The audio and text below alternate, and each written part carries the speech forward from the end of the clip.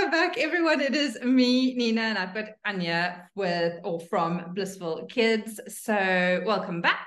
We were chatting a moment ago all about kind of like your journey with getting into kids yoga and how you've got a yoga teacher training for people who want to teach yoga to kids, and art and yoga workshop to kids. All right. And we chatted a lot about that, and we've had a little break, and we've had a couple of laughs. We've had a good couple of deep breaths in between as well. And I just thought I'd ask you a little bit of kind of like what you see with like kids who, because you've been teaching in school, so kind of like kids will come to you in a classroom, and I'm assuming like every day is different where they come. Like sometimes they might be, they might be super hyper or excited. Maybe some days the kids seem a little down or a little blue. And so like when you notice that, is there a different way that you kind of like operate, or like how do you navigate a class in those circumstances? Lovely question. Yeah, I think you have to start becoming quite aware of your environment and what they're going through and how they enter. And then, definitely tapping into your tools that you learn as a teacher. Our centering, starting our lesson, just like with adults, you need those few moments in the beginning to shift the energy. And then also I'm telling them, guys, look how you ran in here, and we've taken a few deep breaths, and we've just softened up and quietened our body, and you by yourself have managed to shift your own energy. So and that can you kind of do that throughout the class, so that they start to notice how they are in control, and can change their shift, their energy. Okay, so that's really interesting. So you'll do like during the class, you'll do a lot of like reflection back, like noticing, have you noticed, or questioning, and for them to pick up, so that it's not just like a somatic experience where they're actually shifting the energy, but there's actually that realization that comes with the shift. And that is super powerful, because I actually think maybe even in adult yoga, maybe we don't actually explicitly say that enough, and actually it's quite a valid point, I think. Oh, thanks. Yeah. To think of it. I mean, we even, kind of like, yeah, go ahead. We even kind of because we kids have a lot of energy, so sometimes they come and they you can't contain them, so then you use that and dance like a butterfly or like a zebra or whatever, and you get that out, and then you come back to centering. So it's not even for when they just come in. You can do it within a class, and come to mountain pose, breathe in, and you go through the body, and and reflect. It's like a self-reflection here. Exactly, yeah. And I love how you're saying kind of like you dance like all the different animals, like a zebra, or it might be a giraffe or whatnot, and just to get that excess energy out of them. You guys must have so much fun in those yoga classes. It sounds like super creative. Kind of like a question I have, like, how did you get into the art and yoga? Like, where does that come in, and what are the benefits that you've seen with bringing the two practices together? Because we were chatting a bit about it before, but I thought maybe let's go a little bit deeper into the deeper benefits of like, how does art play and yoga work, and what does that look like?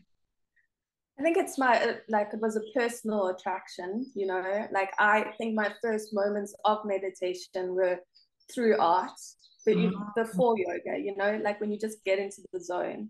And I could see the link between the two of them personally, and so it just made sense to start sharing that and teaching. Yeah, and teaching that. So kind of like going into that quiet zone, or noticing that you get into a different space when you were doing the artwork, and that kind of like that is open to so many others. And I know that's like a lot of artists. I'm just thinking of like when one of my ex-students, like she's a beautiful artist, and she often says, she'll just go in, and it's like her meditation when she's working with her colors and her canvas, and hours can literally go by, and it feels like it's just been a split second in that moment.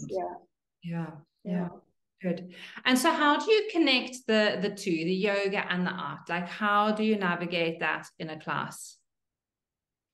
Sometimes it's quite practical and like let me think, like we'll do a spring class and then the little project will be related to spring, maybe a butterfly or flower or something.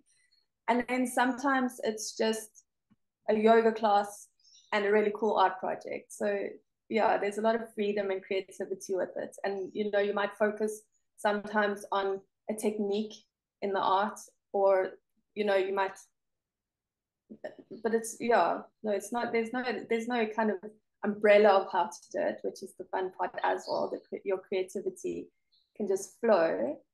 Yeah. Awesome. And so I'm going to hop back a little to teaching and training with teaching yoga for kids. So to train, obviously, teachers to teach. Am I saying that right? Yes, I think so. How long is that whole process that they go through? Because you're saying it's online and in person. And is it something, and like, who is it for? Like, who do you notice coming to your trainings? It's often people that have a strong connection to wanting to heal children for whatever reason. Not heal, maybe that's the wrong word, but to help children navigate life. So that kind of person is somebody who's probably either in counseling or therapy, or teachers come as well, parents, like a lot of people just who have this attraction to helping little people navigate life. Yeah. Amazing. Because kind of like when I was just thinking of it, I was like, oh, it's something like yoga teachers would do, like an add-on. And I was actually thinking, but probably not. And so it's really nice to hear that it's actually, like counselors or therapists, maybe even like, doctors in a certain way, maybe pediatric doctors, maybe like you're saying, it's school teachers or whatnot, who just want another modality to add into their toolbox of what they could possibly offer to help the kids navigate whatever challenges they're going through. And I think that's the beauty of all modalities out there, and why I think it's so useful to have different options in your toolbox that have worked for you, or that or that you're drawn to using, because there's so many millions and billions of people in the world, and it's not always going to be just the one thing that's going to work for every single human being on the planet. So when we've got options of okay, is it yoga? Is it art? Is it Tai Chi? Is it running? Is it talk therapy? Is it, whatever it could be for the kids, or what combination of those could it be that can maybe unlock that challenge that they're having. So I think it's really, really lovely that there's such a wide interest with regards to who you're making this course accessible to and for. Yeah. Thank you. Yeah, no, it's so cool, because often people will only think I've got to have done a yoga teacher training to be able to work with kids. But actually, if you're working with kids already as a school teacher or as a therapist, it's not like you need to learn how to work with kids. You just need to learn the simple practical tools that are going to be able to use to support kids. So 100%, yeah. And I think also the intention behind the adults choosing to do a teacher training, I feel like, I'm going to be quite honest now. I feel like if the intention behind it is to add, as a yoga instructor, to add an extra class in because you've got those hours free in the day, those people might not make it with kids yoga, because the passion's not there. Whereas if you're going, oh, sorry. I totally put my hand up, because it's also good to go through and make mistakes in life, 100%. I'm totally for it. try it out, go for it. But like exactly like you're saying, just because you've got the slots on your schedule doesn't mean that maybe you should go and teach kids yoga, because if you're not passionate about kids, and not work out. yeah, like if you're more passionate with working with the elderly, that's cool. If you're more passionate working with pre or postnatal women, that's awesome. If you're more passionate working in therapy or with runners or whatnot, fantastic. But and kind of like we're all human, we all make mistakes in life, so it's no judgment in anyone. But like you're saying, like it's not something just for a yoga teacher to do just to fill a slot because you've got the space open in your calendar, in your diary. Yeah. I think also thanks. I think also like the difference between someone who won't give up after a couple of years is that you know, like for me it's about working with kids, and that's why I've been doing this since whatever year that is. And kind of it just shows it, you know, like you said, it's your experience. Exactly. You know, and we can't all force ourselves into a shoe that doesn't fit, you know, like you're passionate with kids, you want to help them, you know what it is. It doesn't mean that I don't like kids or I'm not passionate about them, but the work that I do, like I rather want to work with women who, like, you know, in their 40s to their 65, like that's who I love working with and seeing transformation in them. It doesn't mean I can't ever work with kids or that I don't like them. It just means that I know where my skill set and where my passion are more geared towards. And I think when we can pick that up and realize that about ourselves, then we don't have to have these internal fights or conflicts or conversations like, why am I not like Anja? Why can't I just teach kids like yoga? Like, surely it's easy enough. Like, no, not that easy. Yeah, and I think also, like, as we get older and we've experimented, like I don't enjoy teaching adults, but I taught adults for a while, and enough to know that I choose not to do that, you know. Yeah. Good. And I think maybe that's like what a yoga teacher's journey is all about, is about like a little bit like exploring and experimenting and testing the waters and seeing. And, you know, for me, it took nearly 20 years to figure out what it was that I enjoyed doing and you know, the direction I wanted to go in, which is great. It's fine. It's a journey. You can enjoy the journey, you know, while where you know, on the journey, that the path that you're on. But then kind of like when you feel that passion, like you were chatting about earlier, like when you just feel within, like how it felt, like you were saying, you know, when you were doing your art and that, you know, you went into that still space, that meditation, like when you get that, you can't unsee that. You can't unexperience that. Yeah. And it's almost like the little bell, you know, go in that direction, go in that direction. Those little moments. So what are one or two of the things that kids have like said to you that have like been like, or been like, wow, really?